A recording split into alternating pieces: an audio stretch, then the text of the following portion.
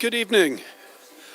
Good evening, everybody. I've just been asked to let you know that Indie Live is now live streaming, and we ought to be able to start shortly.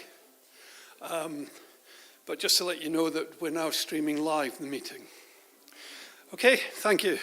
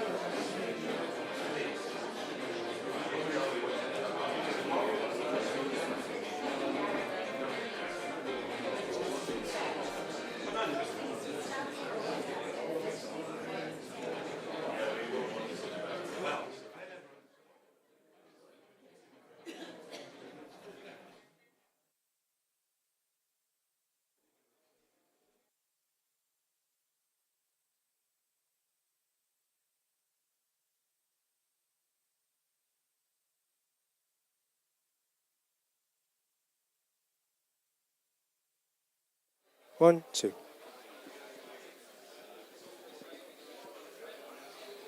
Hello again. We're about to start, and it's my honour and privilege to welcome you all here on behalf of Alba, East Lothian. Tasmina is going to take over the meeting in a second, and obviously you're going to hear from Kenny and Alex Salmond. I'm not sure that either of them really need an introduction. If I was going to give Alex an introduction, I'd steal Tasmina's one from a previous We Alba book launch, when she described him as a man who only needed one mandate. So I've stolen her line now. So without further ado, we'll hand over to Tasmina to get events rolling. And thank you very much to everybody for coming.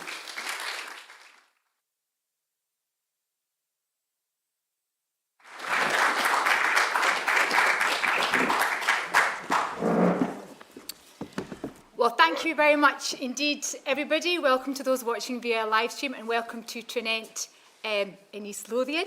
And thank you to East Lothian for arranging this event.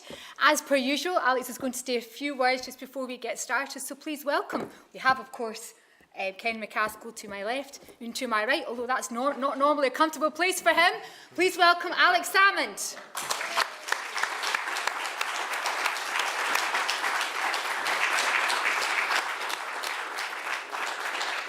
Well, good evening and welcome to the Fraser Centre in Trinent for the 35th meeting round Scotland of the We Alba book. Now, this is a great week to be having public meetings around Scotland, with Westminster plunging into total and absolute disarray and crisis. What better time should there be to articulate the new case for independence as contained in the We Alba book?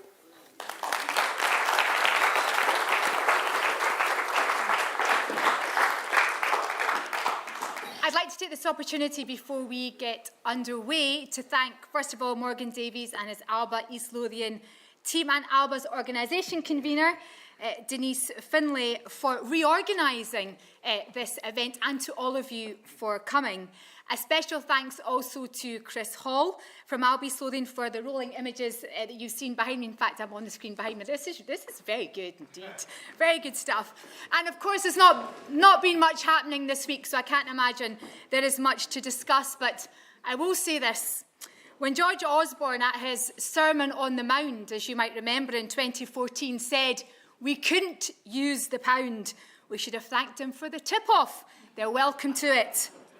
As Alex said, this is our 35th We Alba book event, and we, of course, launched the We Alba book in March of this year, which is the Alba Party's contribution to the independence debate, answering all of the questions that were left unanswered to some extent since 2014 that required to be answered and given to the public so they can make an informed choice when they get the opportunity, hopefully on the 19th of October next year.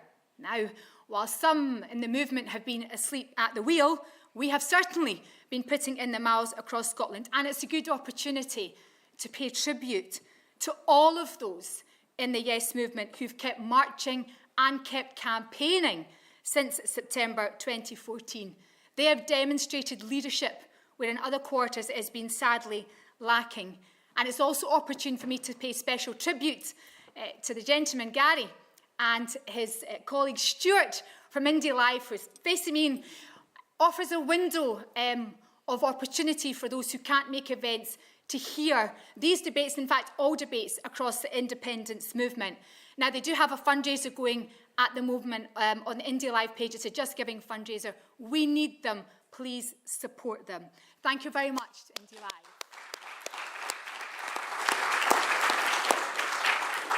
Now we have a real treat in our speakers tonight. Ken McCaskill and Alex Salmond, two giants, of course, of the independence movement who have dedicated their lives to the cause and continue to do so. Also leader and, of course, deputy leader of Alba, but now they have another thing in common, and that is disruption in the House of Commons. Please welcome them.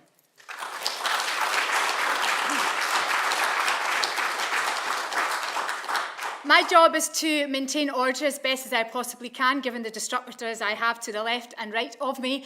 But the order of these book meetings is as follows. I'll ask Kenny to say a few words or several words. He can take as long as he wishes. And same for Alex. We'll hear their opening remarks and then we'll move to questions from the audience. I have some written questions which you've kindly submitted. If you've asked that you want to ask the question, which is demonstrated on the form I have here, I'll ask you to stand up, say your name and read your question out, failing which I'll ask the questions for you. So here's to a lively and informative meeting in this hugely important time for Scotland. So please welcome to hear from first. We'd like to hear from first Kenny McCaskill.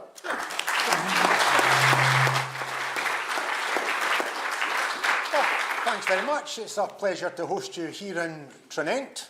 It's appropriate because, you know, it's a great venue we've got here and it's a great town. But it also encapsulates the real issue why we need Scottish independence. Because Scotland is energy rich and yet our people are fuel poor. Just along the road there's the Colgate. It's a poor area. It registers in all the indices. There'll be many people there in fuel poverty.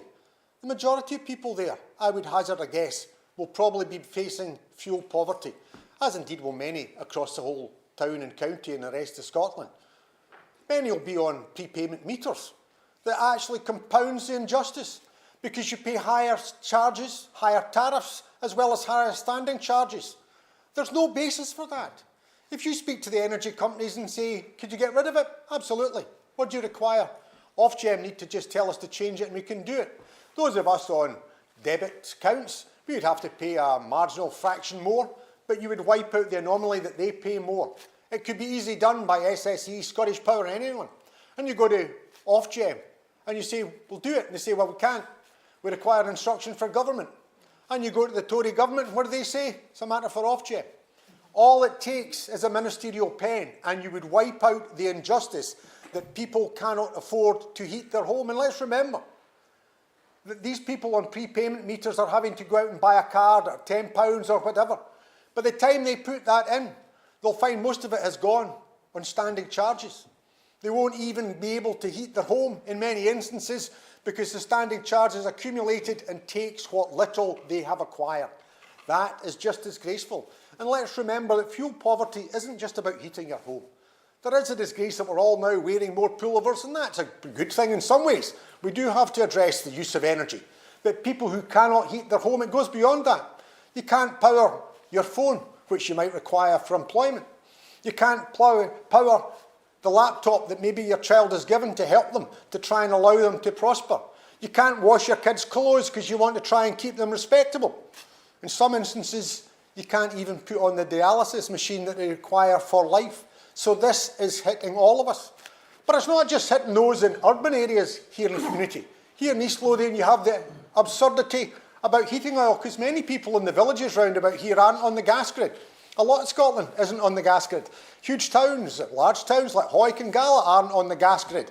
But here in the villages, people aren't on the gas grid. So what does that mean? It means you're dependent upon heating oil in the main. Over 200,000 households in Scotland are dependent upon what they call unregulated fuel, because gas and electricity can be capped, as we're seeing. They can have support given. But what's done for heating oil? The rise in heating oil has been larger and higher than that of electricity and gas.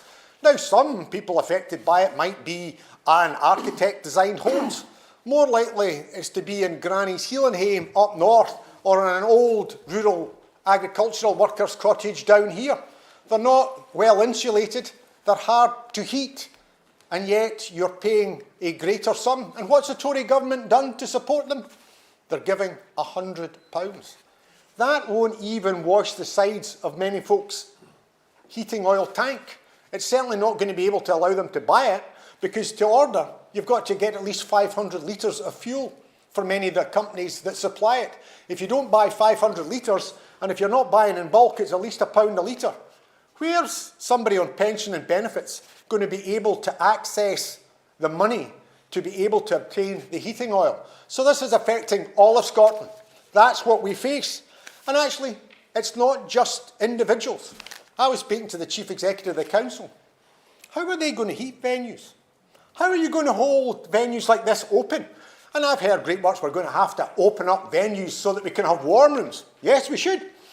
But how's the council going to be able to afford the bill for every library, every community centre when it's rocketing through the roof and they're getting cut back? And what's the impact going to be on the hospitals when you go to visit a relative and they've got the heating turned down? They're going to tell you to bring your own blanket because they can't afford to heat every room in the hospital. That's what we face, because there's no provision that's adequate to be able to provide for them. And that's the Scotland that we face. And yet here in Trinent, we're energy rich. Scotland is 25% of Europe's offshore wind asset. A lot of it's coming ashore at Cockenzie and indeed just at Torness. We've got 60% of the UK's onshore wind. We should be laughing all the way to the bank. In Scotland, something like 97, almost 100% of domestic electricity supply comes from renewables. We have got renewables coming out our ears. Do you know that we're now putting in more wind turbines onshore? And I agree. But do you know that in recent years, 17.6% of turbine usage has been switched off? The problem is we've got so much energy in Scotland, but we can't get it south, and they need it. But they can't get it down the grid because there's grid capacity. So what they do is they pay companies to switch off their turbines. So when you see turbines standing there not turning, they're actually turning a coin for the operators, because do you know, they get paid more not to turn their turbine than they do for turning their turbine and handing it over. And because energy costs increase in winter, they get paid more in winter to not turn their turbine than they do to provide it. Now, there is a solution in Scotland. There is a solution. Some of it's being dealt with by the Tory government. What they're doing is cabling it so the energy goes down south. I don't mind that, actually, if we actually got some benefit from it, if we got some payment for it because it's on our land or it's in our waters, but we're not getting even a dime. But there is something else you can do, which I was speaking to the Chief Executive about. You can store it. Anybody who's investing in solar panels will be told we're actually invest in a battery. It means when you've got the energy, you can keep it and then use it so you don't have to pay more when the sun's not shining. If we actually had batteries, and there are batteries, they're not the size of what the battery will be for a solar panel, they're more like a container-sized vessel, they can hold the battery and you can then put it back in. Equally, you can also provide hydrogen, because hydrogen is something that you can then use, because what do you need for hydrogen? Go back to my O-grade physics. You need energy and you need water. Well, you've got surplus energy, and here in East Lothian, you're not that far from water. And what do you do with the hydrogen? Well, in Germany, they run buses on it. In Germany, they run trains on it. I actually speak to Lothian buses, and you'll have seen we've got some electric buses. You ask them, what sort of buses would you like? Hydrogen, actually. We don't actually like electric buses. You plug them in, you start them at 6, and by 2, we're actually having to plug them back in again. We prefer hydrogen. So there's all those things that you can do, never mind the fact that you can get hydrogen heating homes. That's why there's a disgrace going on. We are not getting the benefit of the energy off our shores. We should be laughing all the way to the bank. But of course, that's the fault of the Tory government in terms of what they're doing to our energy policy. But I have to say the behaviour of the Scottish government has also been shameful, because they put the offshore wind up for auction. They called it the ScotWind auction.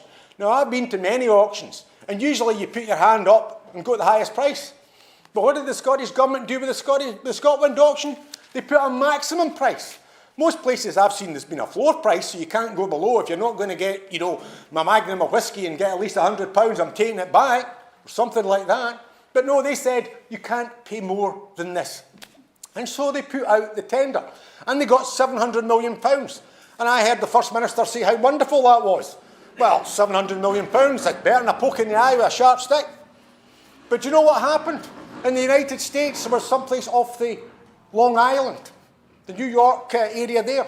They put up 25% of what the Scottish Government put out to auction. 25%. And do you know what they got? Not 700 million. They got $4.3 billion. Now, of course, with the collapse of the pound, the exchange rate's still changing, but that shows you that we were sold out cheap to big companies. Now, of course, we get told by the Scottish Government we're going to get supply chain jobs. Oh, aye, are we? I spoke to Scottish Power because you know at Torness going down the A1, you see on one side Torness, and on the other side they're building a big transmission station because that's when the energy comes in ashore from the offshore wind. It's then going to get cabled south to Redcar and other places. Do you know how many jobs that's going to create? Well, so far in the construction, most of the work's gone to labour from north of England or indeed from the west of Scotland. Good luck to them, but it's not going to local people. But do you know when it's built? Do you know how many jobs it'll provide? 4. 4 jobs. Except maybe in the annual refurb when they might go up to, say, 30. But they'll probably be bought in from elsewhere. So where's the trickle-down jobs? And the Scottish Government said, well, we've asked them to make sure that they would get more chance for the auction if they put in for a higher percentage. So they specify 50%. And I went to the government and to the energy producers because we know that Forth Ports are advocating to be able to assemble offshore wind turbines, not to build them, to assemble offshore wind turbines at Leith. And I take a big interest in that because I was born down there, the Eastern General, and I know the area. My family were from near there. You ask them, you say, well, see when these turbines come in and they're assembled at Leith, how are you going to apportion that? How will you decide whether that's 80-20 or 50-50? Well, do you know what they've done? It's self-assessment. So the people who are actually making money, they'll be able to say, oh, well, that's 80-20, or it's 70-30. They can call it what it's like. Actually, the high-paid, high-skilled jobs will be manufacturing the turbines in the Netherlands or in Teesside or in Indonesia. We'll get assembly-type jobs that will be low-paid, low-skill, and yet they'll be able to do that and there'll be little checks. We got sold out on oil and gas, and we're now getting sold out on renewables. We should be taking that back into public ownership. We should be providing electricity, if not free, certainly at low cost. The annual charge, or the actual charge at the present moment for electricity in Scotland, what producers of renewable energy get paid is something like £48 per megawatt hour. But the charge that you'll pay for your electricity and your gas is regulated by what the European gas price is. The European gas price is something like £460 per megawatt hour. So the fact is, some people are making a hell of a lot of money. We are not being able to get affordable electricity. There's something far wrong. And all that's now been worsened by Kwarteng's budget, because she is taking from the poor and giving to the rich. This must be the worst budget in UK history, if not in the modern developed world. We're going to see interest rates rise. We're going to see small businesses and big businesses fold. We're going to see unemployment rise, and we're going to see homelessness develop because interest rates are going to go up 2%, 3%, 4%, 5%. They're talking about 6% by next year. That's the base rate. That's not the mortgage rate. The mortgage rate's higher than what the base rate will be because there has to be a profit margin factored in. But of course, that doesn't mean some people aren't making money. My son, eldest boy, works in the bank, and he was telling me he picked up chit-chat from bankers in Singapore about how it's a good time to go to the City of London. The pound has crashed. There'll be Mr. and Mrs. Chang or Mr. and Mrs. Putin actually saying, now's a good time to buy some property on the banks of the Thames or one of these new builds in London. I was going to get 5, but maybe I'll get 25. Do you want to let it out? Well, maybe not bother with the hassle. I'll maybe just keep it as security. And when they're coming over, maybe they'll go and buy some jewellery. They'll buy some top-end cars. And of course, they put the money into the bank. And some bankers are going to get a profit because the money's going to be going in and out of there, along with a lot of drug money and other dirty money. But people will be making money. But the people paying the price will be the people in Garval, Gifford, Ormiston, Tranent, and the rest of Scotland, whether it's big cities, whether it's small towns, whether it's villages. we're getting crucified and it can't go on. So what do we do about it? Well, we can stamp our feet and we can say the people of Scotland won't stand for it. I heard that from Ian Blackford. Didn't work. Didn't work. We can listen to Pete Wishart. Johnson will blink. Boris will blink. All he needs is one more mandate for the SNP. By Jove, his eyes will pop out his head. He'll blink. I blinked. He blinked to the 1922 committee. I used to, in the devolution referendum, and back in the independence referendum in 2014, joke that how my parents had hated Ted Heath, and then actually when Thatcher came along, Ted Heath became the defender of ordinary people. He became the embodiment of decency. And this was a man in 72 at the miners' strike that people were castigating. Now we're looking back and Boris Johnson is benign. Johnson wouldn't be as bad as this. That's what we thought when Johnson came in. Good Lord, bring back Cameron. He wasn't as bad as this. Truss will be in for a while. All this idea. What's the latest idea from Ian Blackford? Recall Parliament. To what? Stamp your feet. See if she'll blink. It won't change. They're not going to call an early election. They're not going to roll back on what they're doing. They're going to tough it out for a while, and ordinary people in Scotland are going to pay the price. That's why we can't go on like this. It's just unacceptable. That's why we've got to make a stand. We can't go on just taking mandates and then doing something about it.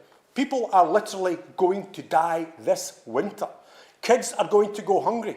And of course, people assume, I now see it was being referred to by Tasmina, a tweet from Ian Blackford. It's in the polls.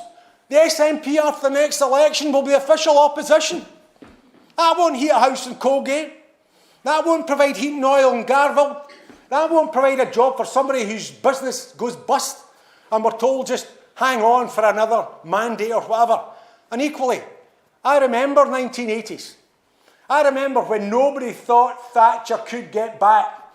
In 1981 and 82, when Leyland was closing, when the steelworks were shutting, when Honeywell was going, when driving down the AM8 was going like down a morgue, nobody believed that Thatcher could get back. But along came a war. Oh, is that a mention of war? Well, that's not going to happen now, is it? No, perish the thought. We've just put £2.9 billion of weaponry into Ukraine. What's that going in for? We only managed £190 million for humanitarian aid to Pakistan. Why is Pakistani lives worth less than Ukrainian lives? So I don't rule out, it certainly looks like she's gubbed. She deserves to be gubbed and wiped out. But you can't take anything for granted. And we can't take that long to get round because we're losing our industry, we're losing our people, people are losing hope. And that's the importance of these things. We've got to make a stand. We haven't voted Conservative in this country since before I was born. She has got no mandate in this country. She was rejected in 2019 because she wasn't on the ballot paper. What she's put forward certainly wasn't put forward by a prospectus. What was put forward by the prospectus has been rejected. So what we need is action. That's why we've got to get out there demanding that this is changed. I hope that we get our referendum next year. But let me say, I keep speaking to fellow MPs in the Scottish National Party and I'll look at what the Tories are doing and saying and I'll say, well, we've got a referendum, eh? You'd expect a big smile. What do I get? A sheepish look. It'll be all right because we'll get a referendum, won't we? And they look away and they look at this. I was 20 years a defence lawyer. I don't have to like my clients, but I have to do the best for them when I go into that court for them. That's the least they're entitled to. We've not been dragged to the Supreme Court by a British government overruling a democratic decision of the Scottish Parliament. We've had a Lord Advocate that's volunteered up our position so that they can consider it. The Scottish National Party is ebullient because they've had their written submittings heard. Well, as I said in an article, it's probably worth more than me sending them a copy of the Beano or the Dandy. But the fact that the written submissions have been heard, well, they'll be read. So the Daily Telegraph over the cornflakes of the presiding judges. So don't give me how important it is that the SNP managed to get their arguments into the Supreme Court. If we're successful in the Supreme Court, I'll eat my proverbial hat, as they say. We are going to, because we have got a Lord Advocate that has gone there, not defending it. She doesn't have to believe in what we believe in, but she has at least to stand up and speak out for it. Instead, we get the legal equivalent, or a political equivalent, and the constitutional equivalent of, my client advises me. My client tells me. We know how very difficult it is, but if you've ever set something up to be booted right out of the park, Dorothy Bain has done it. So I hope that when this comes up in the Supreme Court, it's successful. But if it isn't, that's not the end of the story. Not the end of the story. We do not have to go on like this. We have to draw a line in the sand and say this is simply unacceptable. Scotland is energy rich. Our free pool will not be fuel poor. We ain't taking it anymore. In every legitimate democratic way, we will fight and oppose, stand up, because enough is enough. We're not taking it anymore.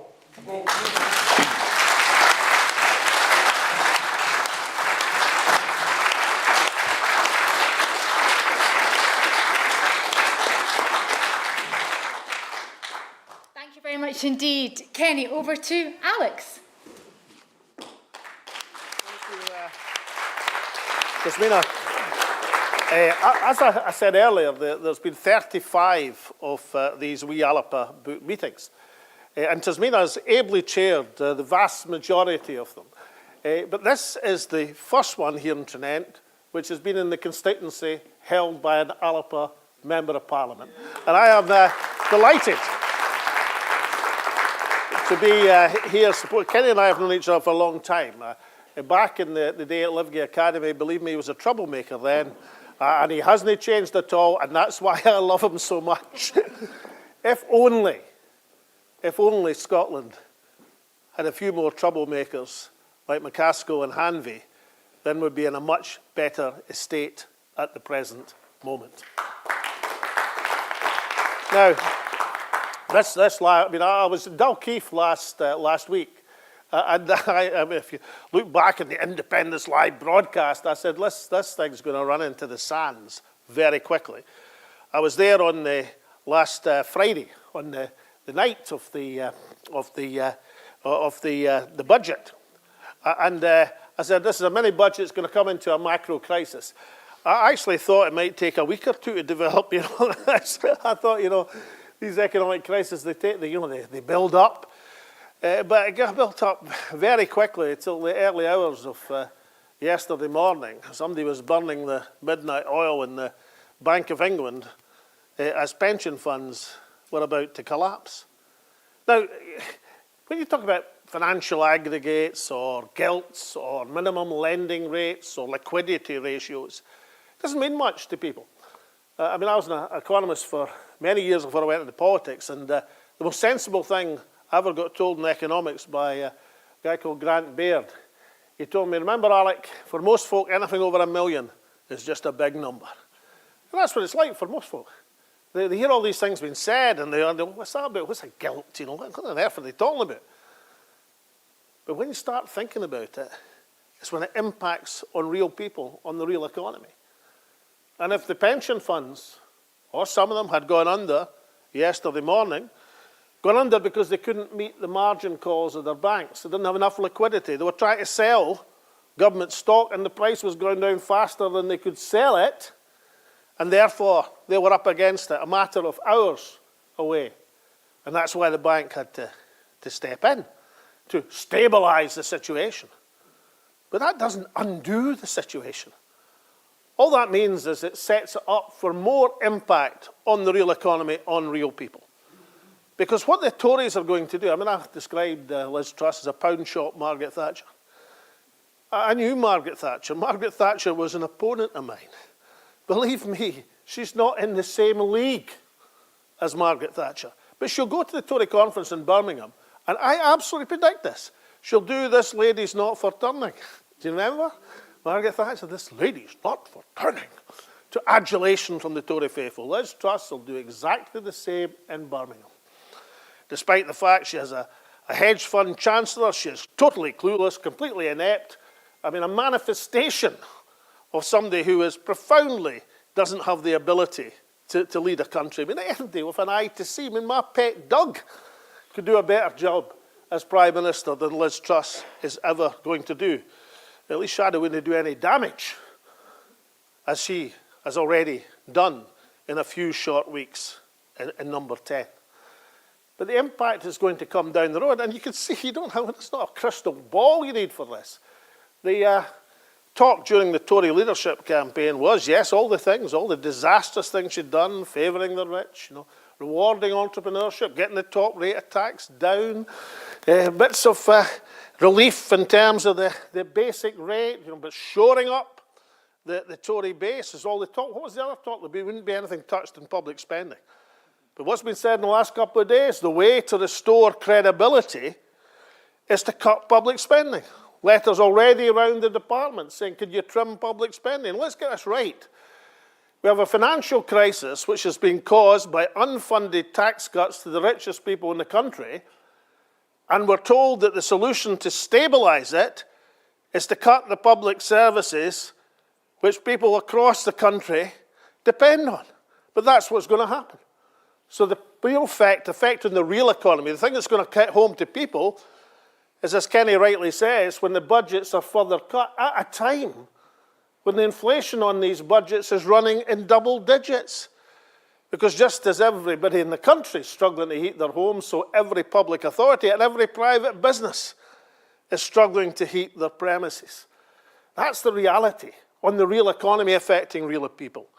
And the second effect will be in interest rates. As sterling goes through the floor, interest rates will go through the roof, and there won't be roofs over the heads of many, many people as they get squeezed. Small businesses will be extended with our banks. Where are they going to be when their outgoings double, treble over the next few months, impacting on the real economy? And they'll offset and try to survive, lay off people, not take on people, and the impact on employment. That's another effect on the real economy. So this is not just games, snakes and ladders in the financial market, not just the Chancellor's pals in the hedge fund industry making a killing off the volatility of the markets. This is something that impacts on real people, and the impacts will be coming down the road. And Kenny's absolutely right. The chance of an early election. Let's think, I know this is a big leap of the imagination here in Trinent, but I want all of you to imagine just for a second that you're a Conservative Party Member of Parliament. And that's what you do. That's your livelihood. That's your status in life as a Conservative Party Member of Parliament. How many of you in that position would say, what we must have now is an early election so as I can submit myself to the verdict of my constituents? It's like the Christians in the Colosseum, hoping that the crowd's going to go like this when everybody knows they're going to go like this. There is no chance whatsoever. The one thing, the only thing the Conservative Party in Parliament will be united upon is to stave off the execution that's coming, to get as much time as they possibly can in their current position. It's the one thing that's going to bind them together, because they know if they don't bind together, they will hang separately. So there won't be an early election. And my question to nationalist MPs, not to Kenny and Neil, they've got there, but to the rest, is when we see what is a fundamental British political and economic crisis, this is not a short-term phenomenon. This is not the blunders of one Chancellor and one Prime Minister. This is an underlying crisis in the British economy and political system. No functioning political system would have produced Liz Truss as the best person to be Prime Minister. Let's get real in this. Now, the solution from Scotland, we can either do what we did after the Brexit vote. We can imagine ourselves in a world where Scotland can undo Brexit, where Scotland, the 5.5 million people, can say to a country 10 times and more our size, we think you made a mistake, undo it. We will not stand for Brexit. The vanity of believing that we can reverse the trend of the United Kingdom political and economic crisis. We can't. It's a basket case. It's bust. What we've got to do is to get that Scottish lifeboat launched as soon as possible. Our answer to the British political and economic crisis is not, let's recall Parliament, vote the Tories out, because it's not going to happen. Our answer is to advance the case for Scottish independence and to bring that matter to a crunch and to exercise the 4 mandates that the Scottish Government already have had to bring the matter forward to a referendum. Now, what would Alba do? Well, you know, in politics, there's no set thing as a strategy you know is going to be successful. Because you try and you endeavour and you argue and you campaign and you mobilise opinion. But at least you try and make the attempt. Because if you have a strategy, you've got some chance of success, as opposed to no chance of success. And the Alba strategy is quite simple. It's to do what Kenny and Neil did by intervening. I much prefer the word, Madam Chair, intervening in the House of Commons as opposed to disrupting. Because there are many ways to intervene in the House of Commons. Charles Stewart Parnell held the House of Commons in the palm of his hand in the 19th century to advance the cause of Irish Home Rule. This is a well-trodden path in much, much more difficult circumstances than faces nationalist MPs at Westminster. That stopped Nigel Lawson's budget in its tracks in 1988 when there was 3 nationalist MPs at Westminster. We are now in a position of power. There are 45 and more people in the House of Commons who believe in Scottish independence. We've got allies in Plaid Cymru. It's almost 50. And what should happen is not a single day's intervention to give the Speaker apoplexy again. I don't think he could stand another one, incidentally. Looking at his face in that first year, I mean, I think, oof. So that's one day, and then the next day it's forgotten about. What would happen if it was happening every single day? Every single day until Scotland's democratic rights are respected. The Chancellor, the Prime Minister, the Cabinet don't have crises to seek at the present moment. Let's say the House of Commons was being brought to a standstill because people were claiming the democratic rights of Scotland in the same way that Charles Stewart Parnell brought it to a standstill 150 years ago and more to claim the democratic rights of Ireland. Of course, that's what we should do. Parliamentary intervention is part of the harmony, not settling down at Westminster, but settling up for the Scottish people. Secondly, popular agitation demonstrations. We've got demonstrations coming up this Saturday in terms of all under one banner, and then the Yestivo in Glasgow the Saturday after that. These are really important. You have to mobilise. I mean, sometimes over the last few years, certain SNP politicians look down their noses. 100,000 people demonstrating in Glasgow 2 or 3 years back. And SNP MPs and MSPs are saying, oh, we're not very sure about that. Trust me, I would have given my eye teeth for 100,000 people demonstrating in the run-up to the referendum of 2014. Peaceful popular protest is part of the armoury of politics. It's part of what you have to do. And thirdly, our case for self-determination, for the sovereignty of the people. It's not a single point in time.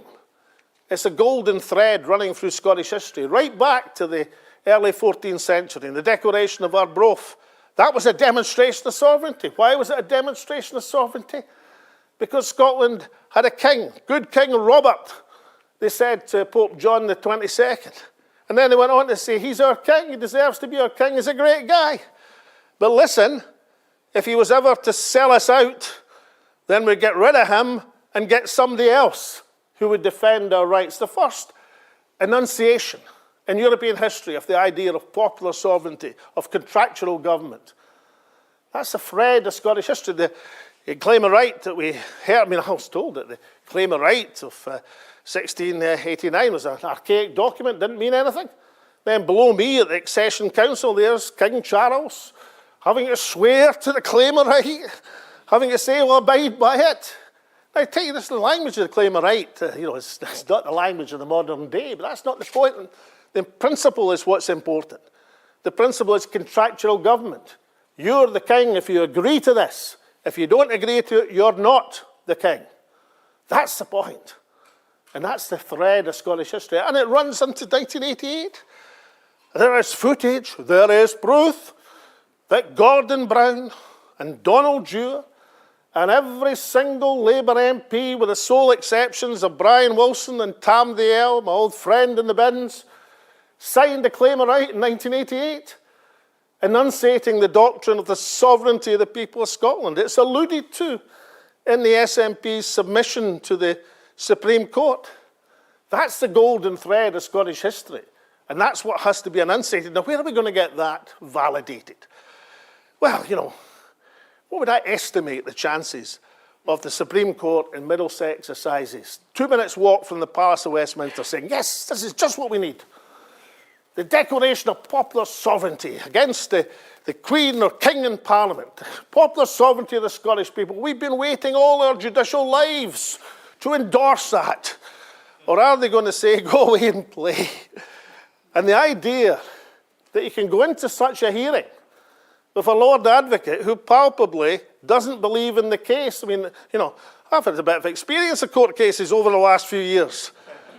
I'll tell you this, I've never heard of a court case where your own advocate doesn't believe in your case. I mean, that's a de minimis. The person who's advocating for you, that's the clue is in the name. She's not the Lord Judge, she's the Lord Advocate. Her job is to enunciate the case of the Scottish government, the case of the Scottish people. But as Kenny also alluded to, if you actually wanted to win a case like that, what you do is to take the legislation through the Parliament and allow it to be challenged, because courts are sometimes leery at overturning democratic decisions. You don't go along to them and say, what do you think? We're too frightened to move unless we get your permission. Something of an admission. Now, there is a case to be argued. Of course there is. And I saw in the SNP submission, they suddenly realised there was a key exchange between someone and Donald Dewar. They didn't mention who the someone was. I can tell you it was me. Back in 1997. Why? Because that was the agreement to set up our Parliament. It wasn't a chance encounter. It wasn't something off the top of his head. It wasn't a question I just made up on the spot. It was an agreement between Donald Dewar and myself, lifelong political opponents. Donald Dewar, a convinced and passionate and serious devolutionist. Myself, a convinced and passionate Scottish nationalist. How were we going to conduct together a referendum campaign in 1997 to ensure unity of that campaign? We couldn't agree on the end result, on the ultimate objective. He was a devolutionist, I'm a Scottish nationalist. What we agreed on, it was a matter for the Scottish people to decide. It was their sovereignty which would decide at the end of the day which was the ultimate destination of Scotland. Now, of course, that's important because that was the commitment as the legislation was set up. But it's somewhat undermined if you think the best place to deploy that argument is before the Supreme Court of the United Kingdom. The place to deploy that argument is before the international courts, the United Nations, before they asked for the Helsinki Accords, for the European Strasbourg Court on freedom of expression. They're the courts which will listen to that argument. It's strong and it's powerful, but who is going to enunciate it? Who is to enunciate the case? Now, the community of the realm, the civic Scotland has a huge role to play. But the people who are entrusted, the people who hold in their hand the sovereignty of Scotland are the elected members in the Scottish Parliament, in the Westminster Parliament. These are the people who are the guardians of Scotland, or meant to be, who hold that trust in their hands, that thread of Scottish history, that thing that's so important about sovereignty of the people. It's they who have to exercise it. They who have to claim their rights so Scotland can have its claim of right. And that's the third part of the strategy. Let the MSPs and MPs meet now in Scotland and demand a clarion call that Scotland's democratic rights are respected. They'd be in current conditions with a world watching the disarray of the United Kingdom. That would be international top-page news that Scotland was making its move. It has to be done. And then people say to me, well, what do we do if they're not going to do it? Well, the clue in Scottish history is there as well. It goes back to that declaration of 1320. There could be no stronger person than the hero king, the victor of Bannockburn, the person who'd taken on Edward Plantagenet, father and son, and laid them low. No better claim you could have than victory in the field of battle. And yet, good King Robert was told in no uncertain terms that if he deserted the responsibility, the sovereignty that he'd been entrusted with, that claim of Scotland, then they'd get rid of him and get someone else in. And that's exactly the response that we should have now. If the people who are elected to defend Scotland, to pursue Scottish sovereignty, to claim our rights, don't do the job, then get rid of them and put in people who will do that. That is the contract between people and elected members. There's an old phrase in Irish history, which I used to think stretched back 100 years. Actually, I know now that it stretches back much longer than that. Much longer, right back to the liberator Daniel O'Connell. And what he said in the 19th century, he said, England's difficulty is Ireland's opportunity. Because he had the understanding that to pursue the cause of Irish self-government and Irish home rule, it wasn't just a case of what was happening in Ireland. They had to look at what was happening in Westminster and London. These are not times where Scottish nationalists should say, let's recall Parliament and get in and solve this crisis. These are not the times. These are the times to say the answer is not to solve the underlying British crisis that we cannot solve. The answer is to claim our rights as a sovereign nation, and Scottish independence is our answer to the British crisis. Thank you very much.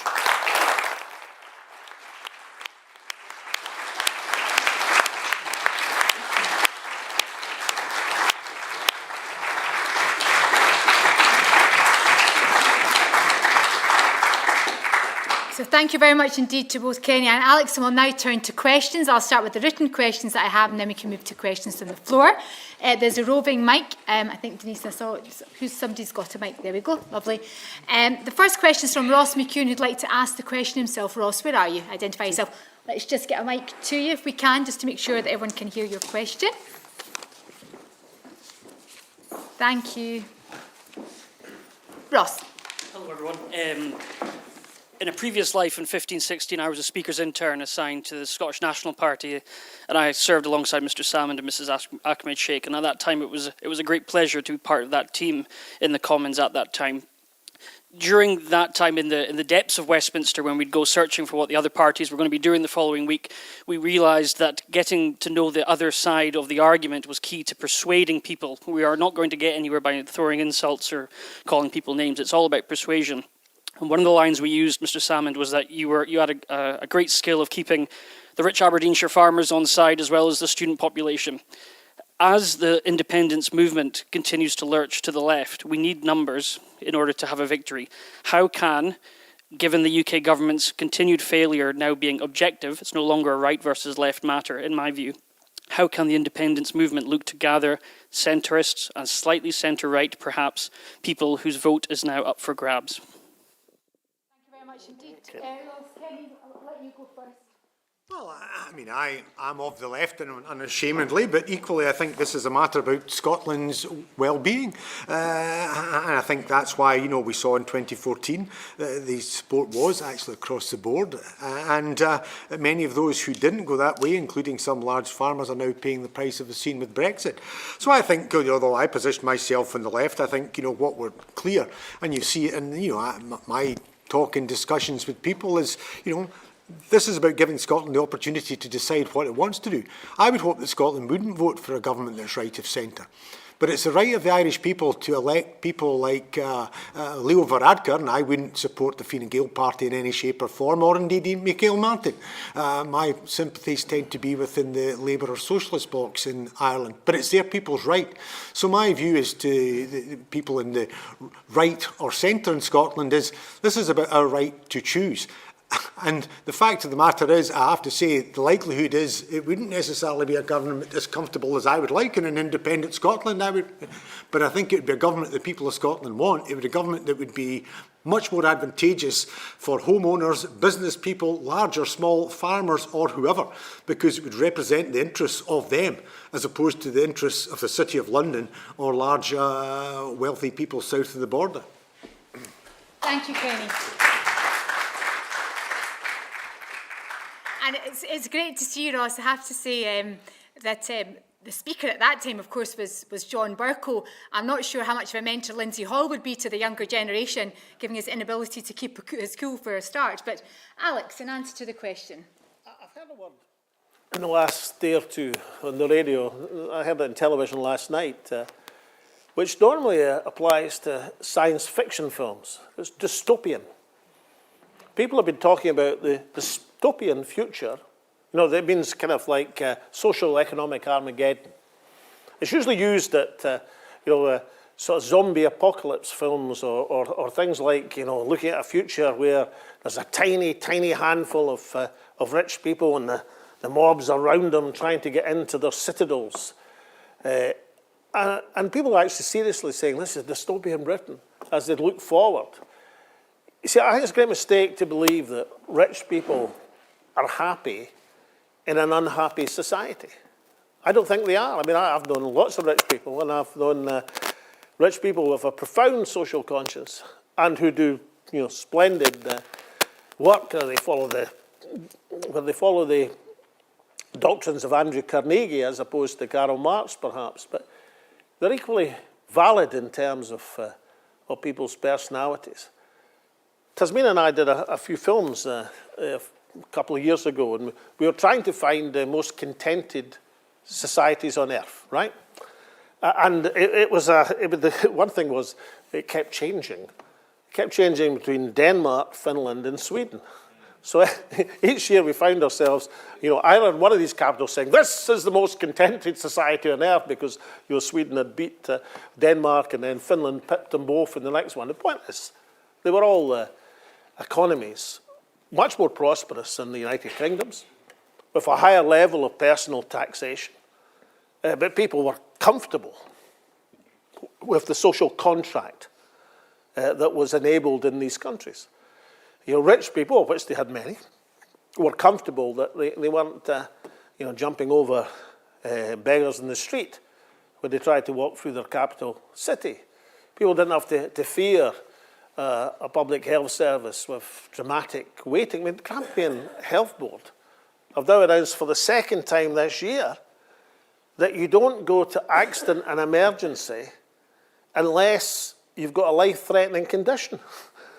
So if you just merely break your leg or break your arm or dislocate your shoulder, then don't. I mean, we no longer have an accident and emergency service in Grampian. We have an emergency service without the accident bit. So, I don't know where folk are meant. Let's imagine for a second, and this won't happen despite the wishful thinking of many of my unionist friends. Let's just say I went out for some badly needed golf practice tomorrow in Strichen, and I dislocated my shoulder. Where do I go? It's just, where do you go? The Grampian Health Board have just said, don't. Even dislocating the shoulder is painful, but it's not life-threatening. Well, you don't go accident emergency according to the Grampian Health Board. Now, should I go to the local GP practice? It's just been taken over by the Health Board because they can't get enough GPs or nurse practitioners. And the last time I tried, I have to say, it wasn't great. I thought I was really ill, but, I would imagine waiting days to have my dislocated shoulder seen to. This is what is going through people's mind. Now, that is not a society. Whether you're rich or poor, you're going to be happier. It's a society of fundamental uncertainty.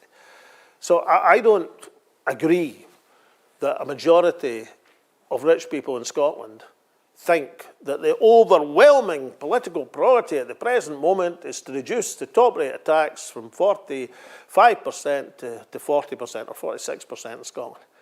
They just don't. I don't know hardly anyone who thinks that, perhaps the Dean of the Faculty Advocates, but out with that. When I was First Minister, I tried to introduce a concept of the social wage. And people used to say to me, why, is Brian Souter entitled to a bus pass? And I sort of answered flippantly and said, well, I don't know if Brian will be needing a bus pass, really. He's got enough buses to be going on with anyway. And people would say, well, why don't rich people pay tuition fees? Well, the reason for having universal benefits is part of the social contract.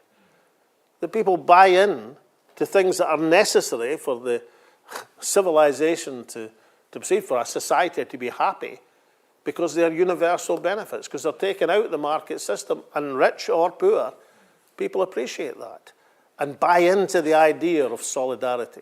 And the very last point I'd want to make is about the Scottish tradition. For rich people, I think Andrew Carnegie was a huge influence in the Scottish mentality of what you should do in terms of if you accumulate great wealth. And I think that's to be lauded.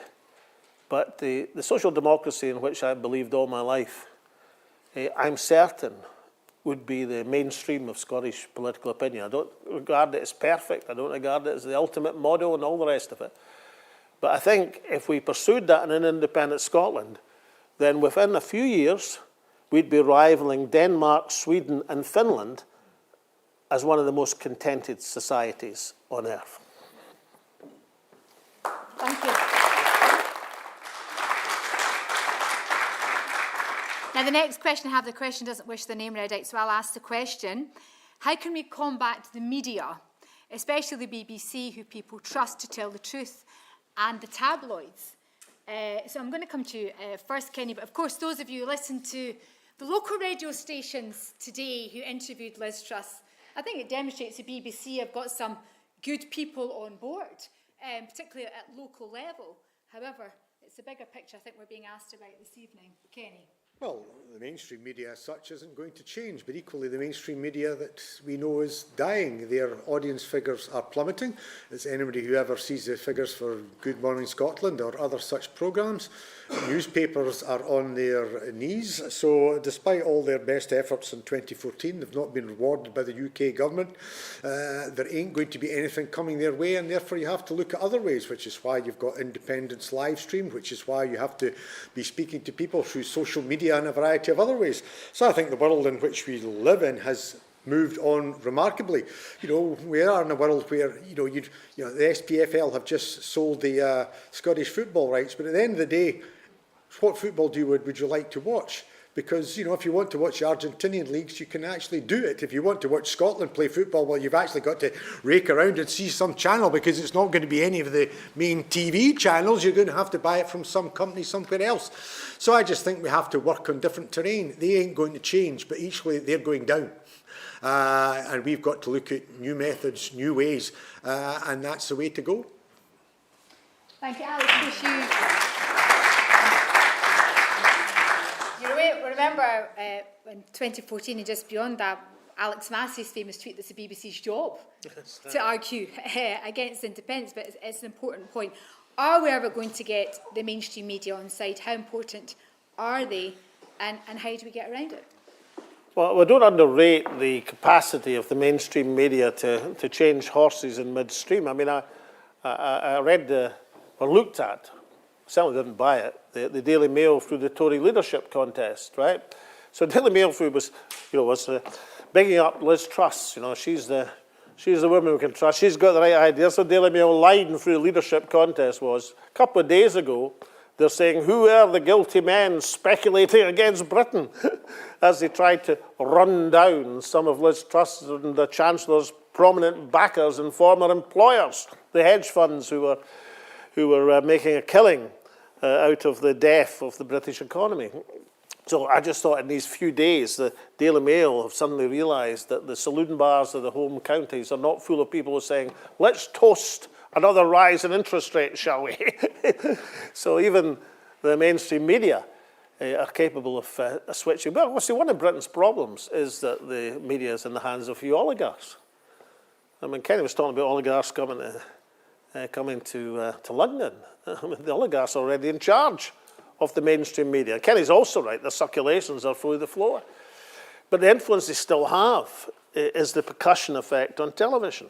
It's the, you know, these are the same papers who thought after Friday's budget that the main overwhelming thing to be discussed in the Sunday Times newspaper was whether rich Scots were going to up sticks and go to Northumbria. Well, I can tell the Sunday Times newspaper that any rich Scot with half a brain won't be going to Northumbria. He'll be going to, or she, be going to a much safer currency area than Northumbria. Northumbria will not insulate them from the economic consequences of Liz Truss. So they thought that was the big issue. What you talk about tunnel vision. As the financial markets collapsed and people's pension funds came under pressure. That's what they think the big talking point of Friday's mini budget and maxi disaster was. So it's a big problem. The BBC, Tasmina, you're absolutely correct, as ever. It was, I think, the job of the BBC, according to Alec Massey, was it? He said, that's all right, the BBC doesn't have to be impartial in terms of covering independence, because it, after all, it's got the job of defending the state. Alec Massey's got a confusion in his mind between a public service broadcaster and a state broadcaster. But the BBC is such a state broadcaster. Incidentally, if that's what we think of the BBC, then just imagine what's the job of the Supreme Court of the United Kingdom in terms of keeping the integrity of the state. BBC aren't just a state broadcaster, they're also totally incompetent.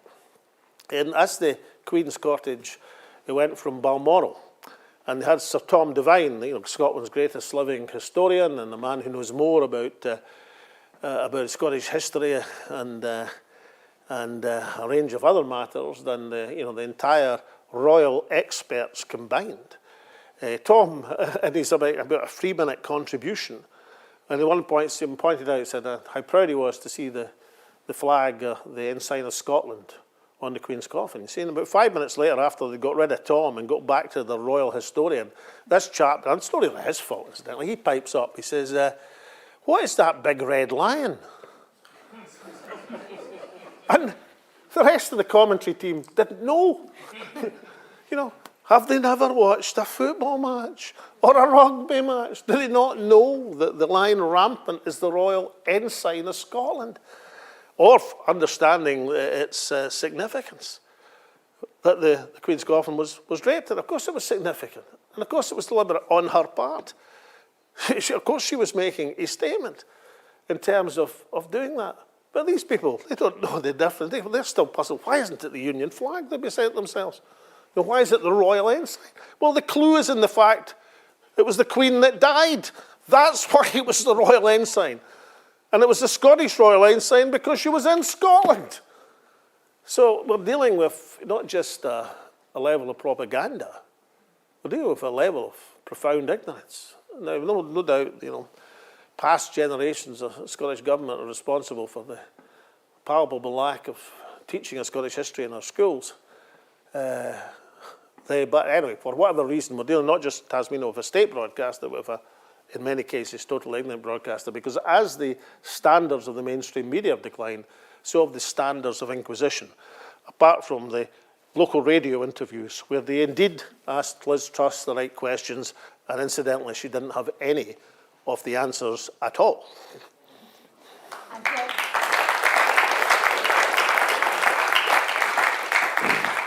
I think, as you both said, the importance of, alternative media outputs are really important, but of course Scotland has, to our shame, now the reputation of jailing journalists, which isn't a great leap forward for us. Next question, I'm going to ask Leanne to ask it herself, because she said she'd wish to do it. Well, Leanne, where are you?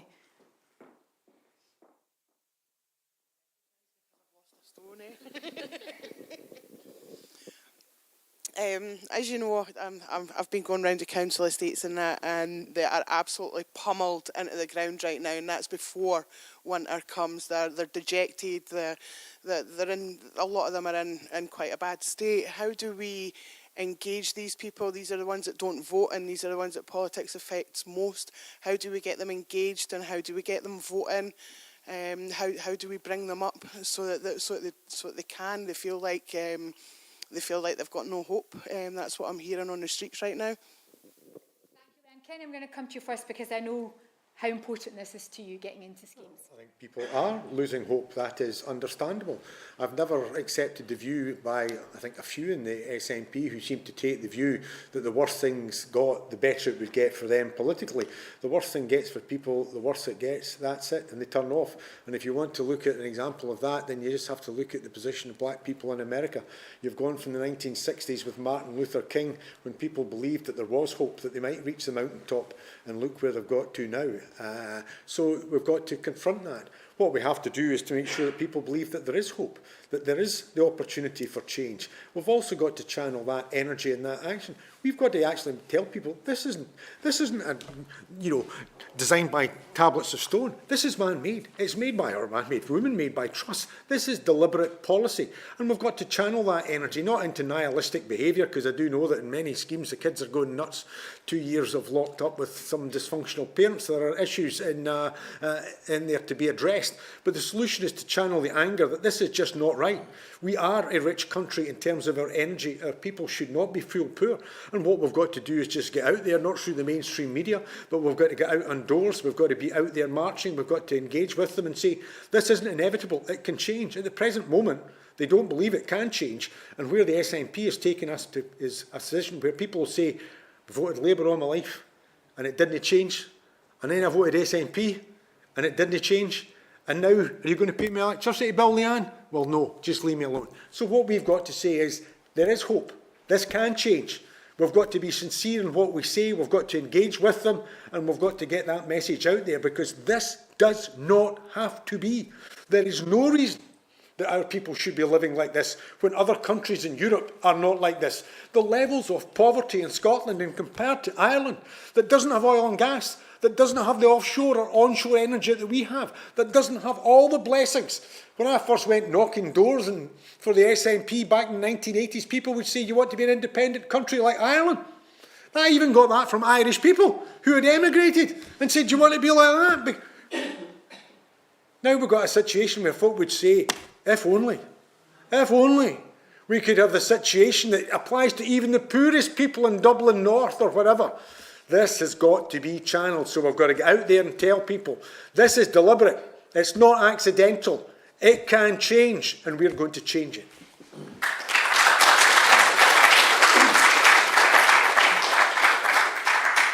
Alex, I know in 2014 engagement wasn't a problem. We weren't concerned about people coming out to vote. The summer of 2014 felt like everybody was interested in the debate and was getting involved in the debate.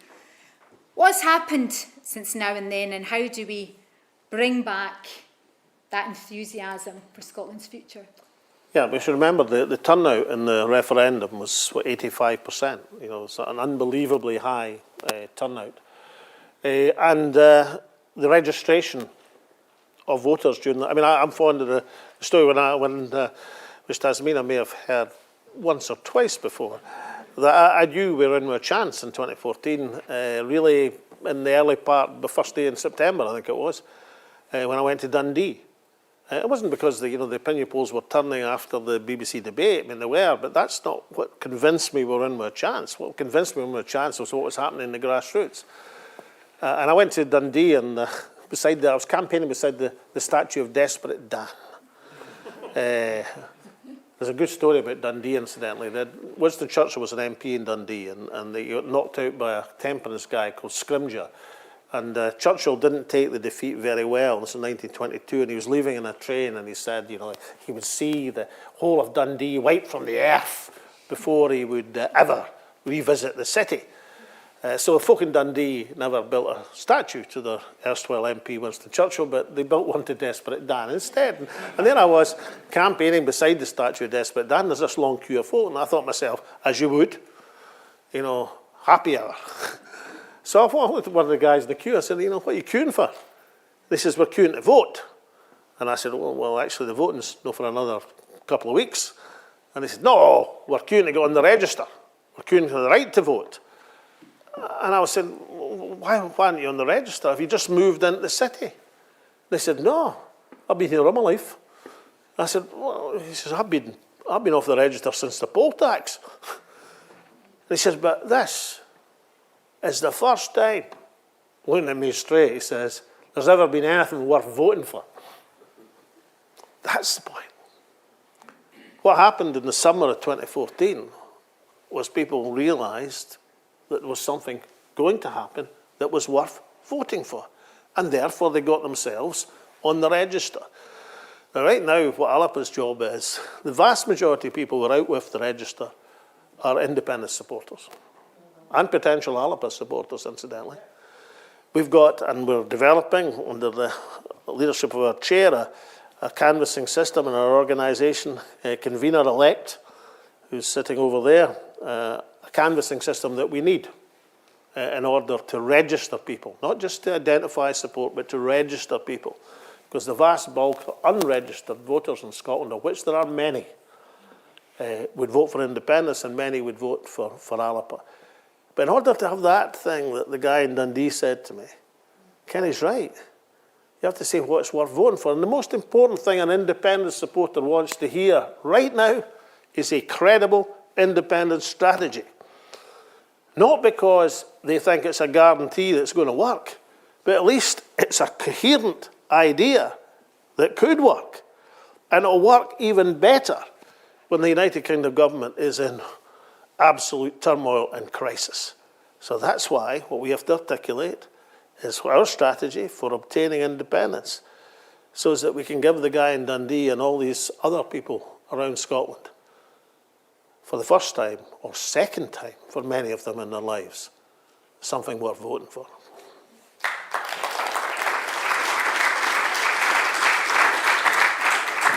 Thank you, Alex. Now we've got half an hour left, and I've got my last written question, which is in two parts. So I'm going to ask you to think about what questions you might like to ask from the floor of Alex and Kenny. But this question's in two parts. Alex, I'll come to you first. It's about both borders and EFTA. A question from Jim Fraser, but he's asked I ask the question. He says, I'm interested in the border between Scotland and England. It's bound to have some effects. What do you think will be the worst or most challenging ones? And second part of his question is, how will EFTA membership affect how difficult the border trade, I think he says, might be? And he wants to know so we can manage the transition to independence better. It's a very practical question, but how we make it work. We produced the Wee Alba book this year, of which 100,000, thanks to some very generous backers we had for this enterprise, 100,000 were produced. I think there are about 2,000 left, I'm told, in total, which means that 98,000 have been distributed around Scotland over this period this summer, which I think is a great effort, because this isn't a leaflet. This is it's a wee book, but it's a substantial book. It may be wee in size, but it's big in ideas. And one of the reasons for the book, it was to confront these issues, which I'm looking at over the last few years, almost in despair at independence supporting politicians being asked a question about borders. They gave the impression they wanted to run out of the studio. It was a problem, it was a difficulty. It's not a difficulty if you have the ammunition, but you have to integrate your argument. In the world of 2022, quite clearly, from what we've been discussing tonight, isn't the world of 2014. The world of 2014 looks benign in comparison. Since then, we've had a pandemic, we've got a war in Europe, and we've got the mother and father of an inflationary energy crisis. It's a different world. And the other thing that's changed fundamentally for Scotland is Brexit happened. Despite the promises of Ian Blackford, Brexit happened.